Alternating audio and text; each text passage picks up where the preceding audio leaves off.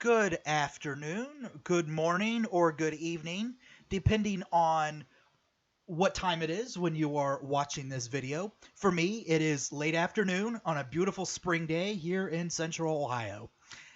My name is Ryan Welker, and I am an estate planning, elder law, and long term care planning attorney. And for today's episode, I would like to talk about the new law that went into effect yesterday as it relates to nursing homes and cameras. But before I get started, I do have to indicate that information provided in this episode or in any of my videos is general in nature and not to be taken as legal advice. So I'd like to first start off by stating, even though Ohio law now says that nursing homes have to allow people to have have a video camera in a in a room in a nursing home in the living area, where their beds are, essentially, doesn't mean that nursing homes never allowed it. All this change in the law was stating, they're stating a couple of things, and I'll get into that. But essentially, this just tells all Ohio nursing homes that they have to permit cameras, and I'm going to go over the circumstances where cameras are allowed, and then some limitations, and then ultimately a cause of action for anyone listening to this, because if a person can't give consent, let's say, or initiate putting a camera, the only person who might be able to do it would be a guardian after a long probate process, potentially a long probate process. All right, so what I'm going to do is I'd like to go to a website, and out of all the websites that I have looked at, over the last couple of days, the Canton Repositories article is probably the best one that I've read. One of the issues that I've been coming across and looking at articles on the internet would be they're written as if there's a 15 or 20-second story on TV. And that sounds great, but it's very thin on substance. So this Canton Repository story it's not incredibly long. However, it's got, after reading the statute myself, it has, I believe, sufficient information to help people get reasonably informed with why we have this law now and what is it. But also goes into a story of what led to this. And at a very high level, I would say, particularly with COVID, COVID has made it harder for loved ones to see, folks in the nursing home, and it means less eyes are on less eyes are on those in nursing homes. Which, I'm not saying all nursing homes are bad, because most are pretty good, but the fewer eyes, the more things can slip through the cracks, and more, I guess we could say, bad circumstances happen and no one can intervene. So I believe, in a way, the videos and, unfortunately, this gentleman's story here, Mr. Pisker, and he's done some great work, but it's a tragic beginning. But ultimately, in the day of COVID and nursing homes since COVID, more videos, or at least the ability to have video in a nursing home, in a room, the better and the more oversight. But this gentleman here, and I'm going to read right off of the article. His mom was in a nursing home, and she was suffering from Alzheimer's, and unfortunately she was a victim of some abuse. And I don't want to say some, because I'm not saying that some abuse is okay, because no abuse is okay, but she was a victim of abuse. And this gentleman here, Steve, he wasn't aware if he could put a video camera or not in his mom's room, but he ultimately did, and that video camera caught bad action, which, and I haven't read any legal documents on this, but it's my understanding that the video helped convict, some nurses pled guilty to abuse that took place in 2011. And without the video, it would have been very difficult to convict or charge these these two nurses that ultimately pled guilty. And since then, Mr. Pisker has been working and advocating to have a law passed to permit videos in nursing homes. Again, up until then, some nursing homes would permit videos, however, they weren't required by law to do so. And one of his primary focuses, of doing what he was doing was to give loved ones the ability to monitor and prevent abuse. So 10 years later, this law finally came to be, and there are actually, as we see here in the article, there are several states now that by statute, video cameras can be permitted. And the article does say the pandemic really woke everybody up to, hey, we've got problems in nursing homes. And as a as a practitioner, dealing with I have a lot of clients in nursing homes, and I've dealt with, various situations from various clients, including people I've been a guardian for. I've never had anything as, I'm fortunate. I've never had anything as bad as what happened here, but he's right. It's if we're not trying to prevent abuse in nursing homes, are we making it easier for folks to get away with abuse? And I agree with him. It's a very good cause.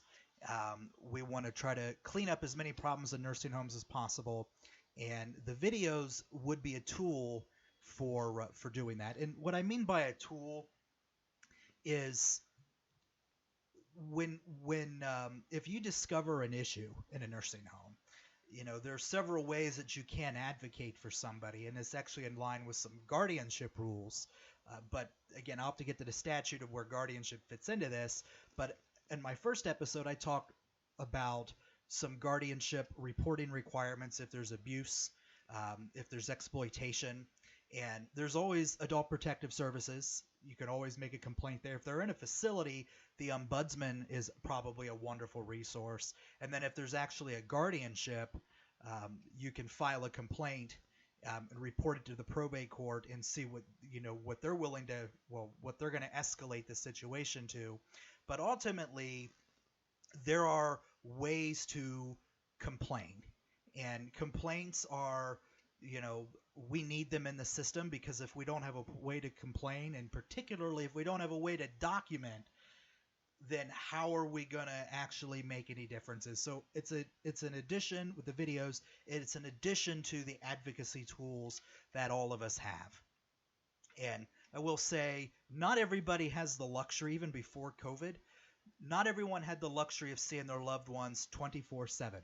When I talk to nursing homes, if I'm talking about either a client of mine, or I'm talking about a person where I'm either the guardian or I represent the guardian, if there's a guardianship, say, listen, I'm not there, you're not there, the family, we're not there 24/7. So we are not boots on the ground.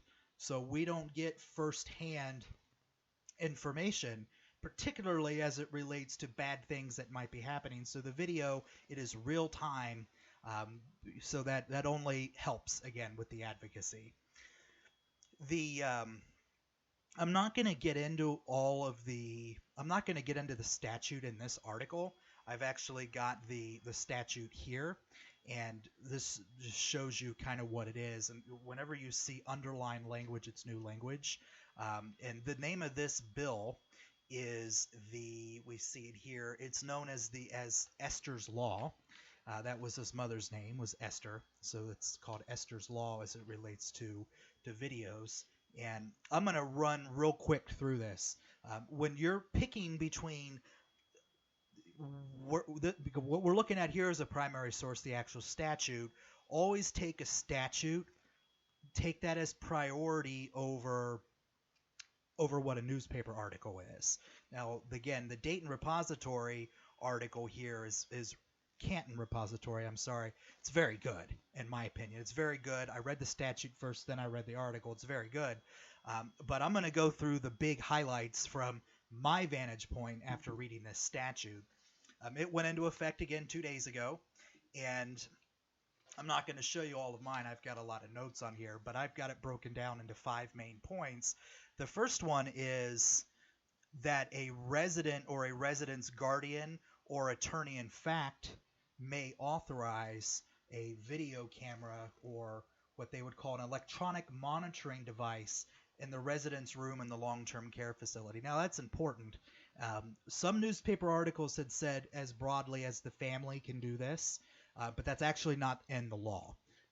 The law says that a resident, so a resident who, let's say, is competent, not under, disability, cognitive disability, a person who is essentially able to make decisions for themselves, they can make the decision on their own. If they can't make the decision on their own, then their healthcare power of attorney does.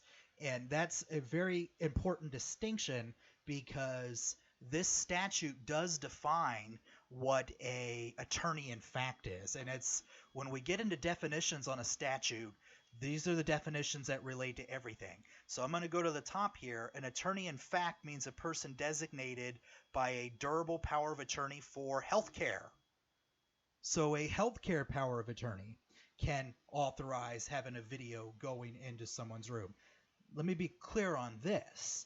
A healthcare power of attorney does not take effect, as in no one else has authority to make healthcare decisions, including cameras in a room, until the individual is unable to make healthcare decisions for themselves. So if you have a person in a nursing home who has a healthcare power of attorney and they can make their own healthcare decisions, an agent, a healthcare power of attorney, cannot authorize a video camera going into a room.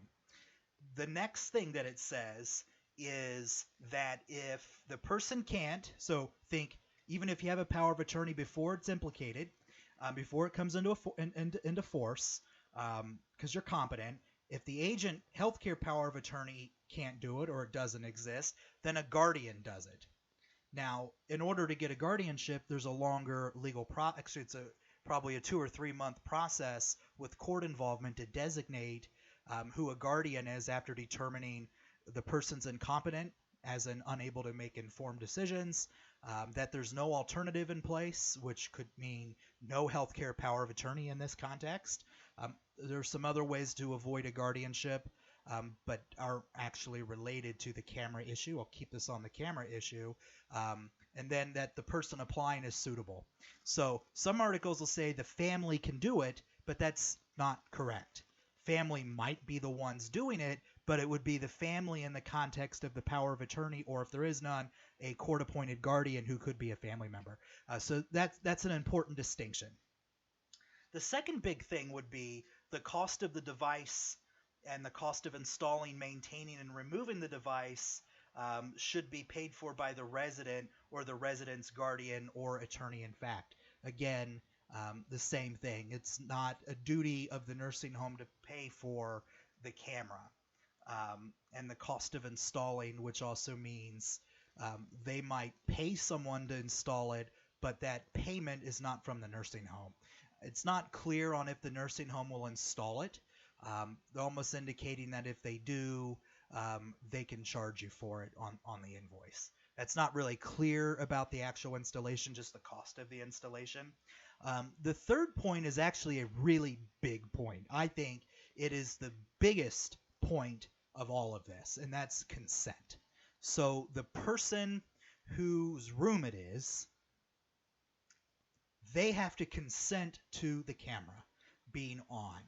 And what I mean by that is they have to say, hey, I want it in here, and have it acknowledged to the nursing home that there's consent. If there's no consent, there is no video. If you lack capacity, then the healthcare power of attorney needs to give the consent. If you don't have a healthcare power of attorney, you need a guardian for consent. And if there's a guardian, or if there is no guardian, and let's say the family wants a camera, that could be 2 or 3 months down the road because you have to go through goes through the guardianship application process. So consent is a big deal.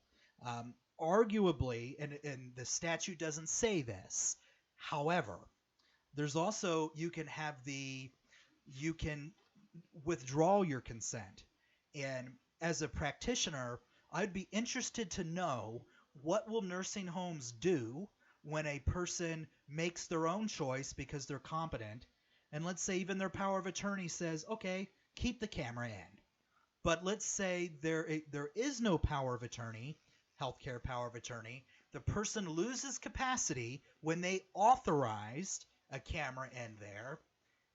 Then you need a guardianship. Is that authority revoked because you no longer gave permission anymore? I don't know that answer.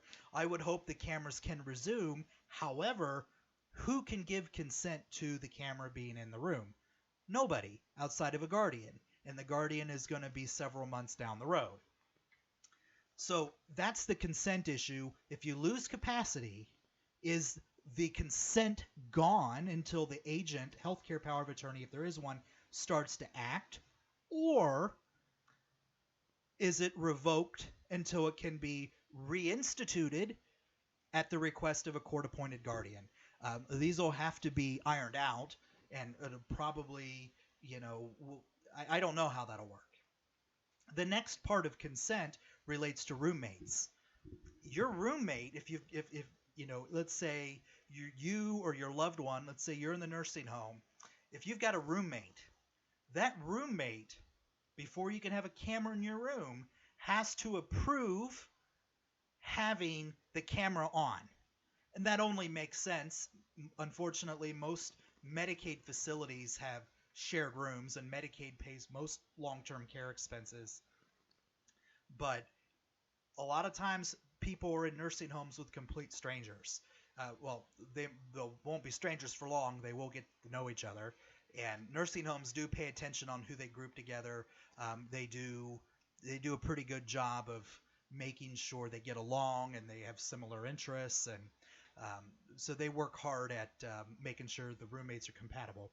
However, as it relates to consent, to have a camera in a room when you've got a roommate, the roommate has to consent.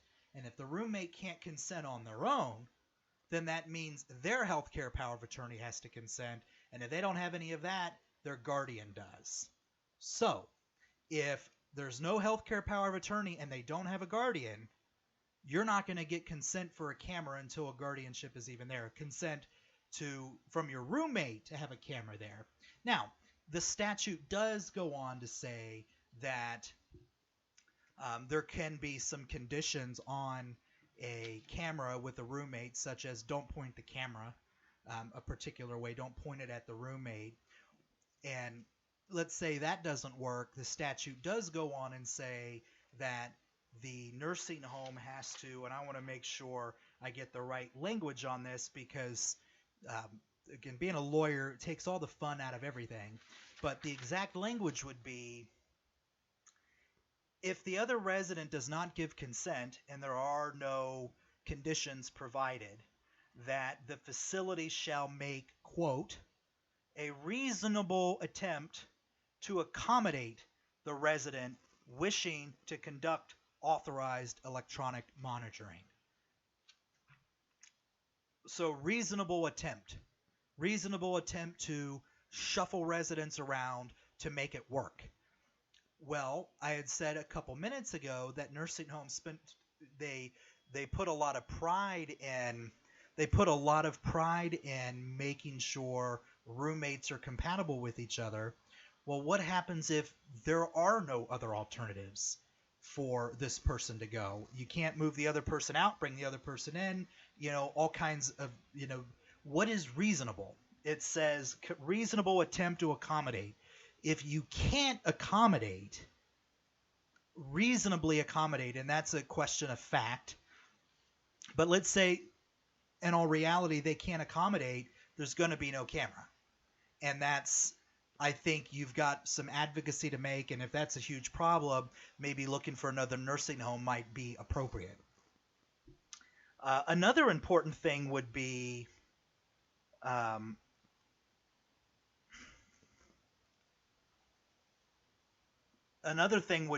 and it's clearly in the statute, that no person or resident shall shall be denied admission or be discharged because of them wanting to have electronic monitoring in their room. Now, if and that sounds harsh if someone were to try to kick you out of a nursing home, but most nursing homes, actually I don't think it's most, I think all, if they're going to discharge someone out of a nursing home, they need to find a safe alternative for them. But if you can prove that they kicked you out or they're threatening to kick you out because you want a camera, you probably need to start filing some complaints, contacting the ombudsman, and even if that's resolved, maybe consider maybe this isn't the right nursing home for me. But under Ohio law, they can't discriminate against you because you want a camera in your room. All right. So the other item is, and what do we got here? Okay. The fifth point that I want to make is that if somebody tries to manipulate, and let me use the real words here, if they try to obstruct, tamper, destroy the recording device, then that appears to be grounds to bring a charge for a first-degree misdemeanor. So if you find out that someone is deliberately going in there and tampering with it, that's not the guardian or not the agent or not the resident, then that could be a crime. And if it's proven to have happened, then that would be a first-degree misdemeanor. All right, and then who can look at the videos? Who can look at the videos? And this sort of makes sense. The resident, the guardian, the attorney in fact, or law enforcement. Pretty much anyone who any of those people permit to look at it. Now, a resident or a resident's guardian may authorize someone else to view or listen to those, listen to the videos or the audio. But essentially, I think the distinction is the information, we know who it doesn't belong to. It doesn't belong to the nursing home. Again, these are videos within the room, so they're not public areas. And you could say there's quite a bit of privacy in there. It is a private living area for a resident and or the roommate, but it does not belong to the nursing home. And I'd even go a step further. It doesn't say it in here, but it's not a medical record either. Okay, and Esther's Law. So I have a couple things that I want to close on this. And when we're talking about videos, particularly for a person who has capacity, and when I say that, that means the healthcare power of attorney is not implicated, and there shouldn't be a guardianship either if a person has the ability to make decisions. But let's say, mom and dad are in there, and mom and dad are, they're competent, they know what's going on, and they say, okay, well, I'm going to go put a camera in the room just so I know my kids can keep an eye on me. However, we got to worry about the privacy of the residents still. So mom and dad still get some privacy, all right? And, I like to think of it as if I were to criticize my mom and dad to eat their vegetables, or to say, my parents aren't smokers, but if I were to say, I saw that you left for 4 smoke breaks, or I see you left your room, what are you doing? I'm guessing for a person who's competent, that might be annoying, and it might feel like an invasion of privacy, because they still have some privacy rights, especially, even people under a guardianship have rights of privacy. And that's why I'm not going to say it's cut and dry that every guardian should have video devices in a ward's room. But for, let's say, we got to at least consider what privacy are we going to allow people to have. So that's just something to think about, because it could be, you could get some pushback and the camera can actually do some damage as well. Now, if you suspect there's something wrong going on, you could say, listen, I'm going to turn off the camera during various times of the day, but I'm going to turn it on at other times. Something like that. But if a resident is competent, the resident makes the decision. until they can't, and then that's when someone else does it. So I'm always a little worried about, are kids going to try to impose their will on a competent parent? I could see some friction, but as I've been doing this for 7 or 8 years, been an attorney for almost 11, but there's no two cases that are the same, and you've got to be flexible. Does it make sense or doesn't it make sense? You got to respect the privacy of a person in a nursing home. Not saying no video, but you've got to balance several factors: the right to privacy, and just keep those in mind. Videos are a tool. They're, like I said at the beginning, videos aren't the end-all be-all. They are a tool in advocating and also preventing, or trying to prevent issues. A power of attorney is something, at least a healthcare power of attorney, and the financial as well. They're very easy to create, but it's very difficult to live without them when you need them. I would say, because of the issues of, it could take a guardianship 2 or 3 months to get into it, to be approved by the probate court. If no one can give informed consent, then a guardian has to for the video. And if you've got a healthcare power of attorney, you don't have to wait for a court to approve anything, unless that agent is a bad actor. But if it's someone you trust, having the agent jump in who can make that informed consent's better than not. Because, like I said earlier, if a resident approves having a camera in their room and then they lose capacity and then need a guardianship, arguably, once the application is filed, up until the actual guardianship hearing appointing a guardian, there is no consent. And that's consistent with Ohio law saying, or at least it's always been my understanding, that if there's even a power of attorney, it is essentially ineffective from the date of application until a hearing. So that's, I'm assuming it would be the same as your consent during the pendency of a guardianship application arguably is revoked. So, it would be restored, obviously, if the guardianship were denied, but it's something to think about. That could be months and months down the road, and maybe you don't want a gap in video cameras, or maybe, for you, you're thinking, well, I want to make sure my power of attorney has the ability to put a camera in my room. I don't want to wait 3 months after I'm incompetent for my guardian to do it.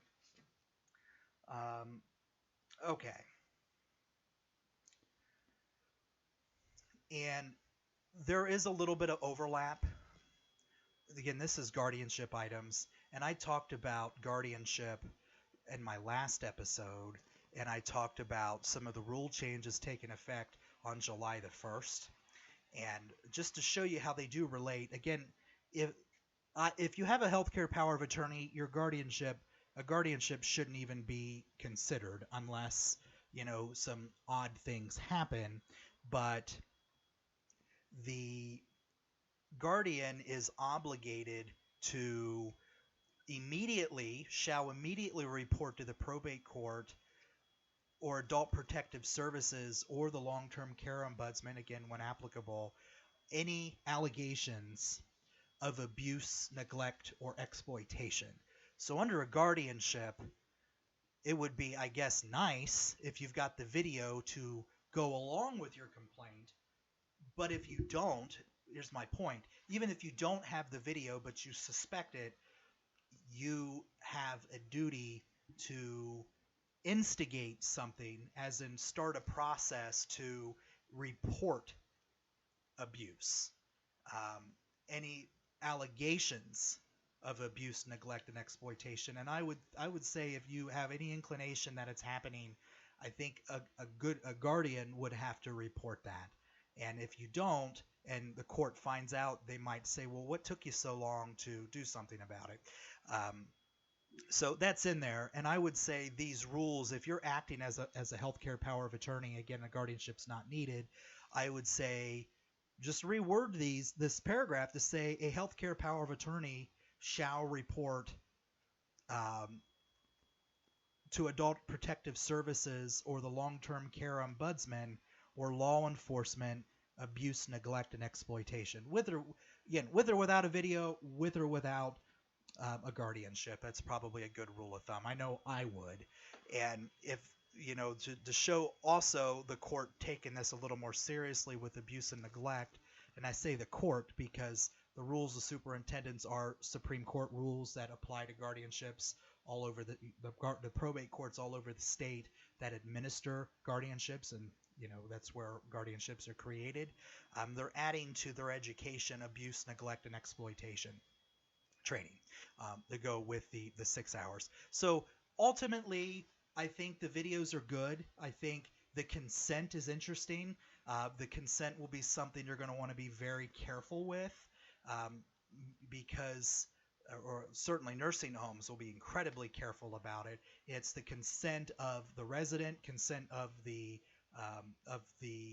roommate, and then who can give consent, and what happens when there is no one to give consent. You might have a guardianship. So I want you to strongly consider healthcare powers of attorney, and while you're at it, consider financial powers of attorney in the event you need help with finances. So I do want to thank you all for watching this video, and you can see how my last episode and this episode actually do tie together pretty nicely. But essentially, go with the flavor of my last video. Laws change all the time. And, we talked about the concealed carry, and we also talked about the probate court changing guardianship, the Ohio Supreme Court changing the superintendents for guardianship. Here, videos in nursing homes. It's a good change. Slight variations can make pretty big outcome changes in outcomes, and these are things that most people should be aware of, certainly if they're either going through a guardianship or they've got a loved one in a nursing home. And if any of you have any questions or any comments, please feel free to leave them down below. If you have any questions for me directly, you can go to my website. Again, nothing in this video is legal advice. It's general in nature. However, I'm confident you can go look at the statute that I showed up, that I pulled up, and then also you can take a look at that article again from the Canton Repository, a very, very good article, the best one that I've read. And until next time, I want to wish you all a happy spring, and you have a good day.